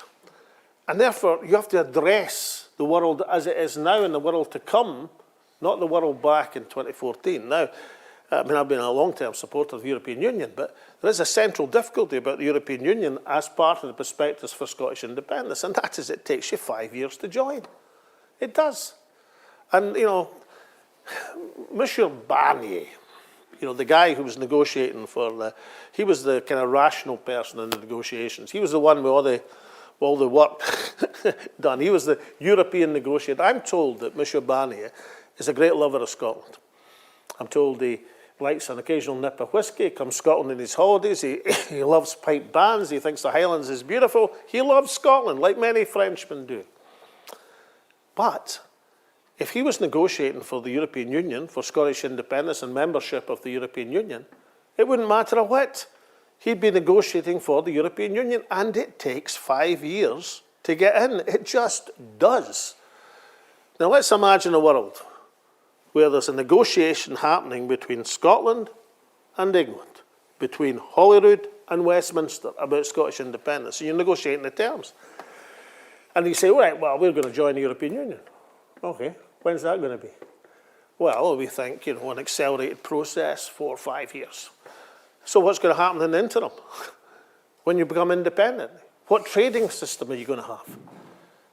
It isn't a timescale which is compatible with the independence negotiations. So what do you say? Oh, my goodness, there's a big hole in the independence case. What we'll have to do is pack up and go home. No. Luckily for us, there's another organisation called the European Free Trade Association, called EFTA. And it's got a membership of Iceland, of Norway, of Liechtenstein and Switzerland. And EFTA has one incomparable advantage over the European Union. It doesn't take 5 years to join. It takes 3 months to join. You can join EFTA from one meeting to another. And I happen to know that every single of the 4 EFTA countries would be enthusiastic about Scotland as an independent country being a member, just as they were leery, understandably, incidentally, about having the UK as a member. Why? Because the UK is 60 million folk plus. The biggest country in EFTA is Norway, 5.5 million, 6 million. So, quite understandably, they didn't want to be in bed with an elephant, as the old phrase goes. So EFTA is, as the Alba book argues, where does EFTA put you trading-wise? You join EFTA, you get their treaty with the European Union, you get the chance through the European Economic Area to join the single market, and it gives you all of the advantages that they have established over their years in terms of their trading relationships and the option of opting in to their trade treaties, many of whom, incidentally, the UK doesn't have at the present moment. You get all of that, including their trade treaty with the UK, for example. So where does that put you? Well, it puts you approximately in the place that Northern Ireland is at the present moment. And we've heard a lot in Boris Johnson's rule and then now Liz Truss's rule about how this Northern Irish protocol is unacceptable. Westminster politicians are not trying to reverse unilaterally and illegally the protocol because it's a failure. They're trying to unwind it because it's a success. The majority of members elected to the Northern Irish Assembly are in favour of the protocol. Why are they in favour of the protocol? Because for the first time in recorded economic statistics, Northern Ireland has performed better, the best of the 4 home countries in economic statistics over the last 18 months. Why? Because they've got total access to the single market of 500 million people and preferential access to the rest of the UK market. And therefore, any inhibition or inconvenience in terms of their monitoring of exports between Northern Ireland and the rest of the UK is overwhelmed by the access that they have to the single market. That's why they've had the most successful economic period in the history of statistics. So, if you now say to people, right, we're going to join EFTA, we'll have the same trading relationship, we'll be in the single market, and our position will approximately be what Northern Ireland is at the present moment, which incidentally is a roaring success, then that makes it a lot easier to start shuffling your feet and looking for the door when somebody says, what are you going to do about borders? Thank you. I agree with everything Alex says. I remember when I was first elected back in 2019, going to the first meeting of the Westminster Parliamentary Group and saying, actually, the issue that we would now have to confront wasn't so much Sterling, but was borders. Since then, I'm no longer in the Parliamentary Group, but I still haven't seen any answer other than we're going to rejoin the European Union. And everything Alex said I agree with, which is why I support EFTA. But I can put, I think the one thing I can do is put some examples forward. Because they're representative of East Lothian, why do we need to be in EFTA? Why do we need to be trading? Because, I live in Dunbar. One of the major employers in Dunbar is Tarmac. Tarmac can't afford to be stuck waiting. There's a lot of lorries go down the A1. There's a lot of trains go down. You'll see if you ever come up the East Coast Main Line, actually it's quite wide. There's bits there just as you go past Torness. It's not Torness, it's Tarmac, because the trains go south. There's Gleeson's at Humby. They're a big weight freight company, actually, a wood freight company. They're actually an Irish-owned company. Their freight goes down the A7. There's my good friend Arthur up there who buys and trades in horses, and he's got his lovely Clydesdales. Where does he get them from? Alnwick, is it? You have to go south for food. You go south to actually trade them, buy them, sell them. There's a lot of cross-border trade, not just in agriculture, but indeed, as I say, in Tarmac and in Gleeson's. And that's just East Lothian. So we've got to keep it moving to keep people in employment so that Tarmac and Gleeson's and Arthur says, that's no use. If I vote yes, you mean I'm not going to be able to feed my horse? Or I'm going to have to wait, or whatever. That's why we have to say that we're going immediate movement into EFTA, because we have our own trade deal with the UK. It's in their interest because they want the stuff flowing from Gleeson's, from Tarmac, and indeed to keep, Arthur's business coming. So they want that. The fact of the matter that this hasn't been picked up and run, that's a solution for us. It's absolutely essential. If it's essential East Lothian, it's essential across the Scottish economy.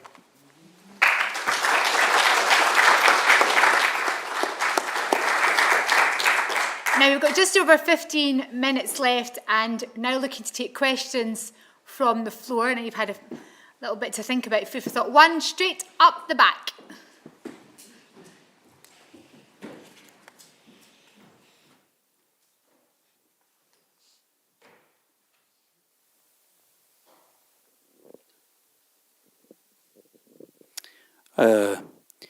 Going back to the problem of energy. Ofgem is a UK regulator. My understanding is it cannot do anything that's illegal. And yet it does appear to be acting illegally, because the European Union brought in Article 101 and 102, which is about competition law. And in particular, two things are forbidden. Price fixing is forbidden. So are cartels. So I'm wondering if by them setting a price cap for one supply of energy, they have indeed actually broken competition law, and that we should be asking them and forcing them to court so that they set a price cap for Scottish renewable energy, which I think everybody already now knows is less than 50% of what you're currently being charged. Do you think that's a correct way to go? Thank you. Kenny? I mean, I have to say, I hadn't thought of that angle at all. I've met with Ofgem. I've looked at the makeup of their board.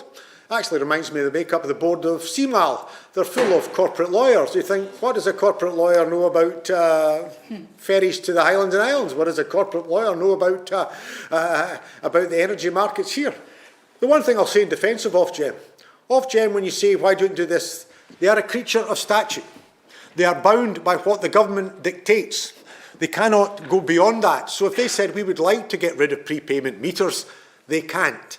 So my view would be, and I don't know enough about it, David, my view would be you would have to be challenging the government, because unless they've broken what's on the tin from the UK, they're following the government directions, and therefore you'd be challenging the government, which takes us back to the Supreme Court. And there was a while, a wee bit back, when the Supreme Court were kind of flexing their muscles.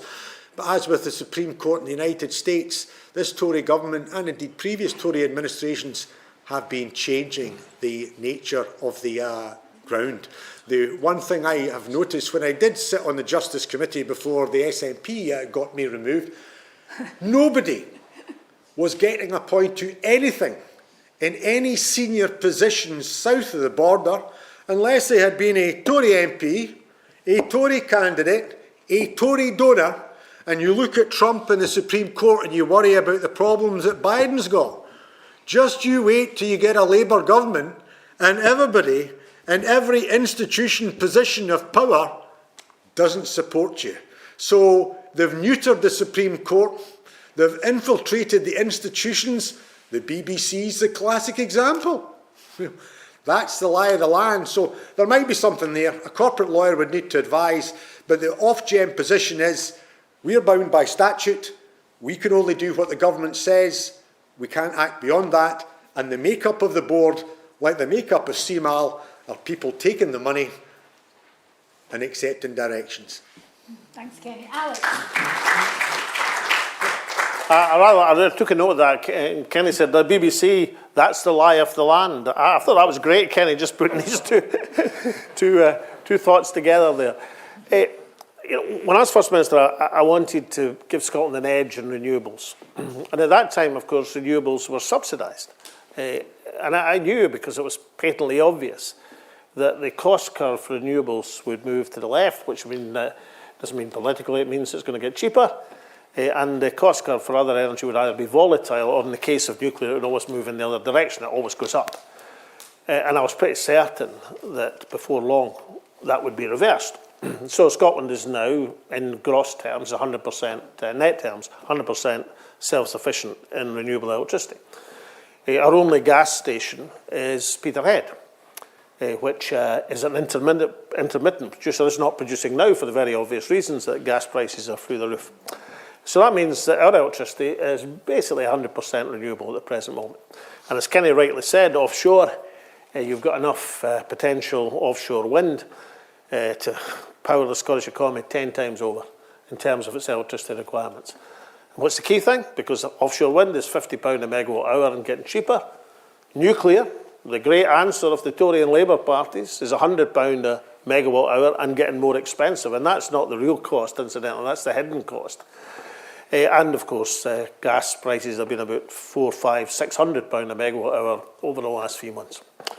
So you might think, given that we have 100% renewable electricity, that we'd be getting priced in electricity in Scotland on the £50 a megawatt hour, as opposed to the £100 or the £600. But no, not at all. Ofgem, of course, operates a British market. We've got to break that market as quickly as possible and have our own Scottish market using that power.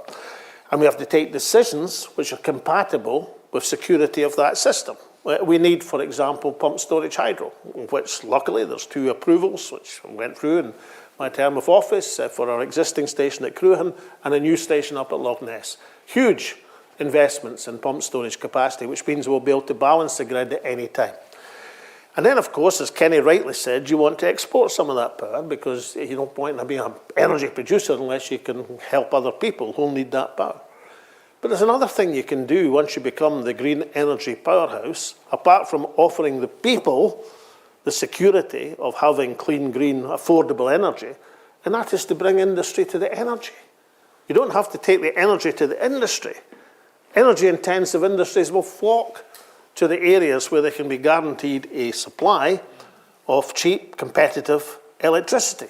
You have to have a strategic plan. That's why an organisation like Ofgem, even if it was ScotGem, is not the right organisation. Where the public purpose comes in the energy market, and it's great, imitation is a fierce form of flattery, of course, so when the Labour leader says he's going to have great British energy, well, it won't be that great, incidentally, if it's based on nuclear power, incidentally, but we'll leave that to one side. It'll be very expensive, great British energy. But what you should do is not take lessons from London. Take lessons from Oslo. Every one of these offshore wind fields, these £1 billion capitalisation field which Scottish government got the paltry 700 million, Scotland should have 15-20% share as of right, as a licence condition for no cost. And therefore that should be the equity base of a new public electricity supplier in Scotland. The Scottish Government said they were going to have one. But then their idea was to set up a company which would buy electricity from the international market. That's not going to work. You set up a company which has its base in our cheap, affordable, green power, and therefore translate that benefit to the people, bring in industry to share in that benefit, so as the economy can benefit from its own natural resources.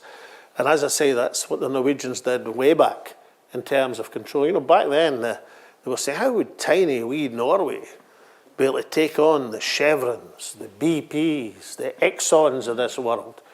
Tiny wee Norway took them to the cleaners.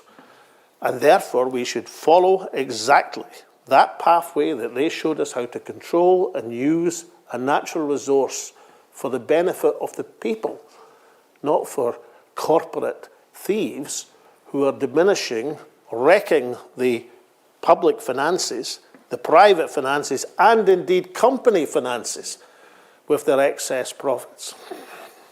Thank you.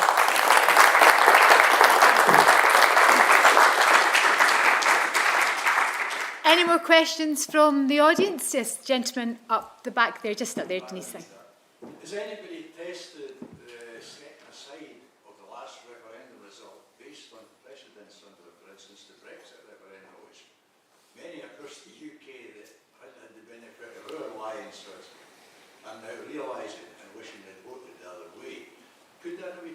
national court, circumventing us, because people want to see action.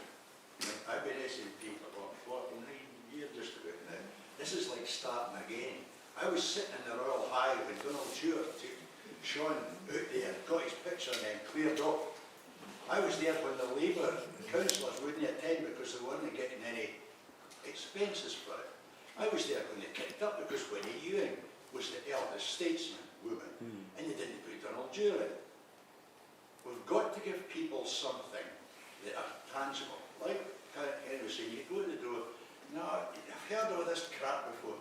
The numbers mean that we can't win. The frustration is enormous.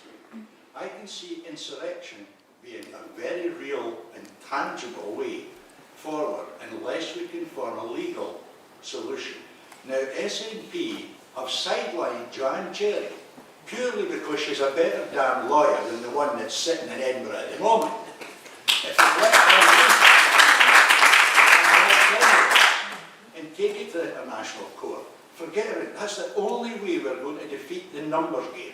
Because at the moment, if you were standing facing the wind, your leg would be getting wet. Thank you, sir. I'm going to declare an interest because Joanne is a personal and close friend, and I agree with everything you've said, but I want to expand really interesting points just a bit further, perhaps because this is the last question. You both alluded in your opening remarks to part one of the Scottish Government's proposal, or the First Minister's proposal, which is taking the question to the Supreme Court. We haven't yet dealt with Plan B, which I'd like to discuss, and taking some of the points that the questioners made, because there is some confusion. As I'd mentioned to you, Kenny, just before we came in, you'll know that Labour, in terms of the last polls that we've just seen that have come out today, every single poll, one of them has them 33 points ahead. But what I don't understand, and perhaps the public won't understand, particularly those who support independence won't understand, is the tweet by the Constitution Secretary, Angus Robertson, which said these results would make SNP the official opposition at Westminster, exclamation mark and an emoji of fire, as if there was a great thing, when I thought Plan B was that there was a plebiscite where it wouldn't be number of seats, which is what he's talking about, but number of votes that we needed. So there seems to be confusion all around. So where do we go from here? People are unhappy, restless, and want action. So Ken, I'm going to come to you first. Is Plan B a plan that's going to work? And if not, what do we do? Well, it's not where you would start. It might be a direction that we have to head in. First of all, we should have had a constitutional convention. I actually said this constitutional convention should have been called after December 2019. Once we had got the election results, once it was quite clear that Scotland had rejected Johnson, that he was going to deliver Brexit. By the time we got to something like February, the First Minister was juxtaposing that maybe she would do, and we've still to see it. We should be calling a constitutional convention, as Alec has said, bringing together the elected representatives of Scotland to demand that sovereignty rests with Scotland. I actually am thinking of inviting that. You might get people coming along, including members of other political parties, including elected members of other political parties who might not necessarily agree upon independence, but might certainly agree that sovereignty should rest with the Scottish people. And if the choice is between the sovereign choice of the Scottish people or the choice of Liz Truss, then that's unacceptable. So we have to go in that direction. I do believe ultimately we need to get a referendum, but you have to demand it. The direction through the Supreme Court is not going to deliver it. Equally, I do believe that you can force it by calling such a convention that might force them then to deliver it. If you did, I believe that we will win it. Alec was mentioning the situation in Quebec. I go back to the referendum in 2014. I represented Edinburgh East at that stage. We won the Holyrood Parliament election, only 52-48, but we won the Holyrood constituency. And I see Angus Robertson going on about the importance of getting no to yes. I saw the votes in Edinburgh East. We got 70+% out of Craigmillar. We got 68 odd out of Gilman. We got 70 or so in Morden and places like that. The problem was the turnout was 50, 55, 60%. We got hammered in Duddingston Village. We got beat in the Durhams and the turnout was high 70s. There was a second independence or constitutional sovereignty referendum in Canada. The turnout went beyond 90%. The turnout, if there was a referendum in Scotland, would go up. People who did not vote in Craigmillar, Gilmerton, etc., would, I believe, turn out and vote. There would be people who voted no, would quite correctly realise the error of their ways and vote yes. but we would win it. But to ensure we get a referendum, you don't go on your bended knees saying, please give us a referendum. You get a convention that says we're going to do it, and if you don't, then you do have to start looking at Plan B. We would have been better if you're going to have a plebiscite election, having one based on Scottish Parliament franchise. Because an elected member of the Westminster Parliament, let me tell you, that they have been doing everything in Westminster to make it difficult for immigrants, the poor, the working class, anybody who isn't a rich Tory to vote. You're going to have a passport or a driver's licence. You're going to be turned away. And lo and behold, the great strategists of the SNP say, no, no, no, let's not have a referendum where we decide the franchise and we can set the rules of the Scottish Parliament. We'll have one next year in Westminster. I think, you can still win that. But the way you do it is you follow the method used in Quebec, where they operate on Bloc Québécois. Because this idea that we lose a referendum in the Supreme Court and Angus Robertson will say, well, one more heave. They'll blink this time. We won't even have to stand to our feet if you just give us a mandate in 2024 or whatever it is. Well, as Leanne says, they ain't going to be bothering voting. They're certainly not going to be bothering voting for the SNP, because the fastest growing constituency of people in Scotland are those who support independence, and they look at the Scottish Government and the SNP and say, but no that. So if you want to make sure you win in 2024 in a plebiscite election, which is the only way if they refuse us a referendum that would be the preferred option for me, then you cannot run on simply saying it's got to be the SNP. It should be a Bloc Québécois. That has to be the direction of travel.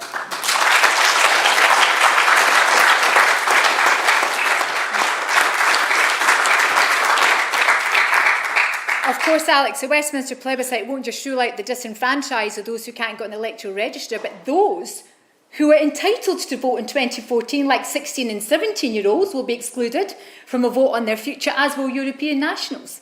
So, where do we go from here, and has Plan B got any legs at all? Well, firstly, I agree with everything Kenny just said. In answer to the gentleman's question directly, I believe in parliamentary intervention now. Like Kenny and Neil did, on a daily basis. I believe in that right now. The cause is there for it. There's been 4 mandates for a referendum denied. That's the cause. That's the causae belli of politics, if you need one. Secondly, I believe in popular agitation. I approve all these demonstrations. Kenny's got a fuel poverty one on Saturday, AUB on Saturday, the Festival the following Saturday, the Alba conference the Saturday after that. I support all of these things. We should be doing all of these things, just like these public meetings around Scotland. It's action now. So parliamentary intervention now, popular mobilisation now, the convention now to appeal to the international courts. One thing, you've got much more chance in appealing internationally if you're speaking as the elected representatives of the people of Scotland. Well, I said earlier that the clue to this lies in Scottish history. If, as they said to good King Robert, if you're not going to do the job, we'll get somebody else. That's it. That's politics. Now, just a little bit more recent history. In 2011, as First Minister, I got a mandate to hold an independence referendum. I had that secured by 2012. Now, of course, we had certain advantages. Our opponents were taken by surprise. I knew exactly where we were going, what we were going to do, and we'd planned it out. So that was good. But there's other things working against us. Cameron and Osborne, obviously I didn't agree with them.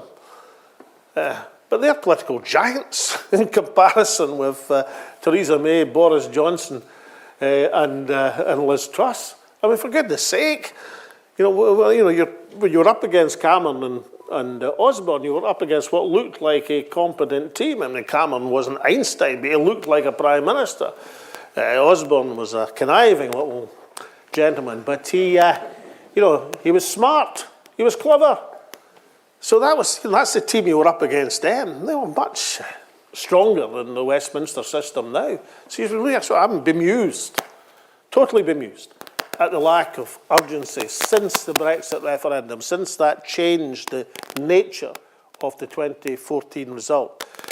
And I'm bemused at the lack of preparation of the case since then. 2 or 3 papers in 2022.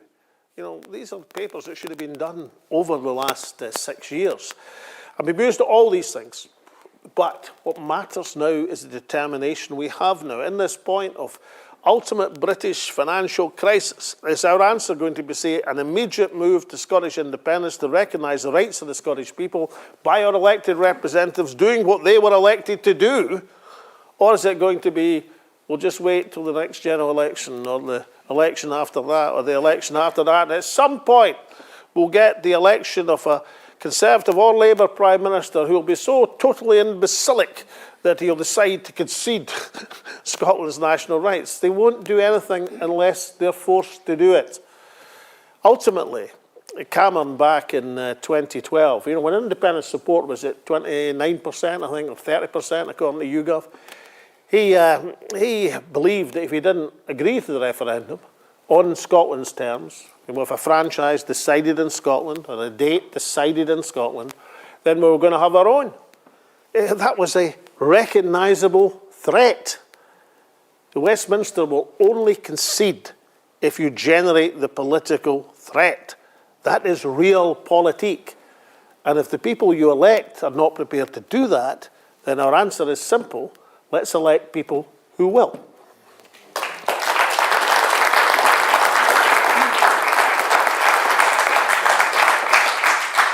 I've got time for one more question if there is one, otherwise we'll just, yes, gentleman there. All the speakers have mentioned the need to harness public opposition at the moment and to bring public pressure. And we've mentioned, the Yestival. We've talked about the AUOB in Glasgow. But surely what we really need is a focal point, a real focus where we can attack the people who have got the position at the moment to lead us, namely our own politicians. Now, how can we best skewer the current government in Scotland to get up off their backsides and do what they should be doing?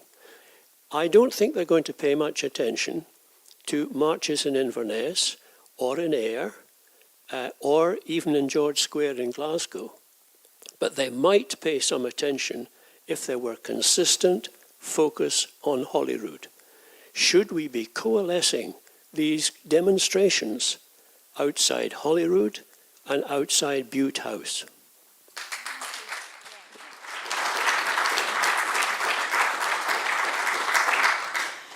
I'm just going to start by saying if politicians think it's okay to ignore grassroots and people marching in the streets and making the point they've got no business being in Parliament. That being said, I'm going to ask you both to use these as an opportunity for your closing remarks, because that's the last question. Well, of course, demonstrations at Holyrood have been made harder because the Scottish Government took it upon themselves to ask Priti Patel, the Liberal Home Secretary, for frankly ridiculous powers that are necessary. Let me say, I would like to be able to support the Scottish Government.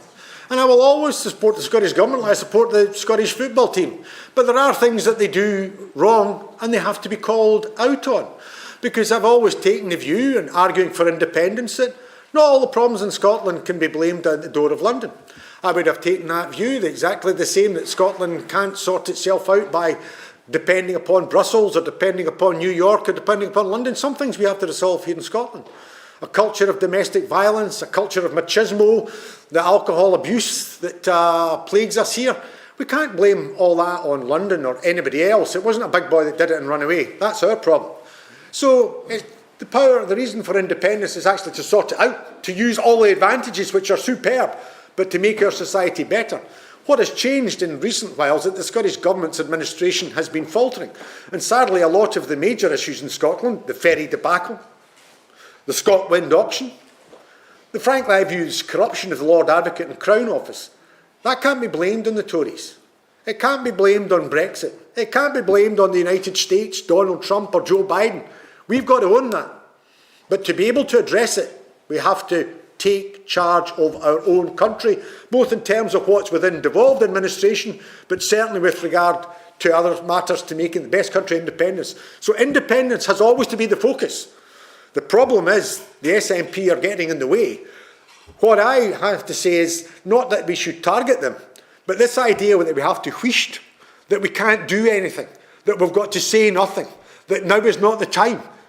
If now's not the time, when is the time? And if we won't put our hands up and say, actually, the Karl Marx scenario can't be blamed upon the Tories, that's a mess here, but let's get it sorted. Let's build the ferries in Ferguson's, build the right ferries, and make sure island communities are sorted. That's what needs to be done. So my view would be continue to put the pressure upon London, but let's be prepared to call out the SNP mistakes. Covering for them is just not acceptable. And indeed, what is worse, and where we do need to act, this idea that we can't, speak out, we've got to wheesht because they're the only option we've got. If they're the only option we've got, I'll go home and put my head in a gas oven.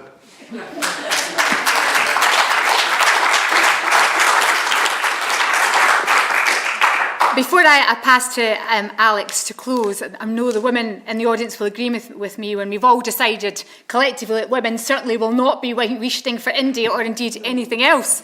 Can I take this opportunity to thank those of you who've come here and don't necessarily support independence, just thinking about it, for taking the time to do so.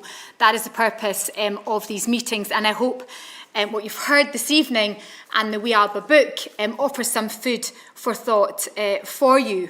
And those who are supportive of independence, please do take these books away with you and hand them out to people and use them as arguments as you persuade your family and friends to join us in campaigning and indeed voting for independence. We were trying to pretend we didn't have 2,000 or so left because we wanted to say we needed to order some more, and now you've let the cat out of the bag. So there'll be a run on these books at headquarters tomorrow. I'd also like to take the opportunity to thank again Morgan for arranging, Chris, for the great graphics behind us, Denise, of course, as ever, our organisation convener who's organised 35 of these events across the country, has just allowed a couple of weeks break before our conference, before we get up and running again. I'd like to thank Gary and Stuart from Indie Live, and indeed Kevin Gibney for the brilliant work that you do. And just to correct, because there's a few events coming up, the March on the 1st of October is in Edinburgh. Please do give your support to all under one banner. On the 8th of October, it's a Yestival in George Square in Glasgow, and the 15th and 16th of October in Stirling is Alba's party conference. So if you'd like to consider joining the party, please do, and register for a conference, and we'd love to see you there. And with that, I'm now going to pass over to Alex to close the meeting. Well, thank you very much, Tasmina. And in closing this lively meeting here in the Fraser Hall in Trinent, I'd like to thank the local Alba Member of Parliament, Kenny McCaskill. Give Kenny a big round of applause.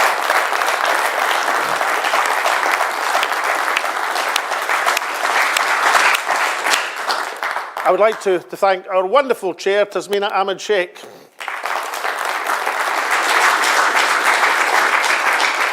Now, Tasmina's listed all the things that are coming up just over the next few weeks. The OUBE rally, the Yestival in Glasgow, the Alba conference in Stirling. These are all things that you can still attend and get behind the campaign for Scottish independence.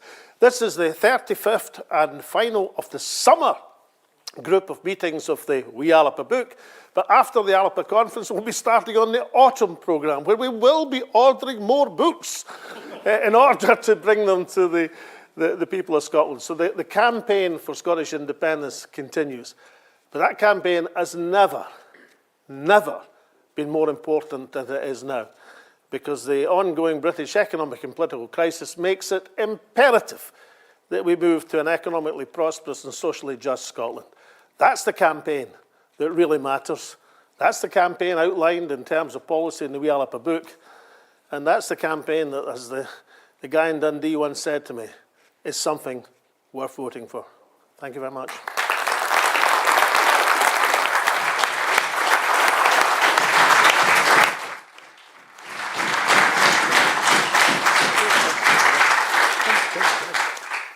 I'm just going to say a few words of thanks and thank everybody on the panel. Very inspiring speeches. It's our job now to go out and translate that into some action and to speak to other people. You can help yourself to as many Alba Wee Blue books as you like on the way out to give to other people. As I say, thanks to Alex and Tasmina and Kenny for giving up their time. But the meeting would be nothing without people that come to it, so I'd like to thank everybody who's come to the meeting. And the only other people that I particularly want to thank are the organising committee from Alba, East Lothian, Chris, Karen, Lorraine and Anne. They've done a tremendous job of publicising this meeting and making sure everybody knew about it. And thank you again for coming. We have the hall to 10 o'clock, so you don't have to rush off straight away, but we will start packing up everything before 10. So thank you once again for coming. And if you'd like to thank the panel again, thank you very much.